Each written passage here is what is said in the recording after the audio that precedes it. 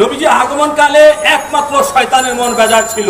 শয়তান যেমন কেতাবের নাম বলি, মাউরিদুর রাবি নামক কেতাবের নাম হচ্ছে মোল্লা আলী কারি, এবং 1 নম্বরে, 2 নম্বর হচ্ছে মাহাবালা দুনিয়া ইমাম কাস্তালুনির কেতাবে, 3 নম্বরে মাদারুন নবুয়্যতের কেতাবের মধ্যে আছে শয়তান তার সারা জীবনে 3 জায়গায় কাঁদছে। কয় জায়গায়? 3 জায়গায় কাঁদছে, কান্নাকাটি করেছে। 1 নম্বরে শয়তানকে যখন আল্লাহ লানত দেয় তখন সে কান্নাকাটি করেছে। 2 নম্বরে আমার নবী পাক সাল্লাল্লাহু আলাইহি সাল্লাম যখন জমিনে আগমন করেছেন তখন শয়তান কান্নাকাটি করেছেন। কেন? শয়তানের এক শিষ্যকে বললো যে উস্তাদ আপনি কান্নাকাটি কেন করছেন?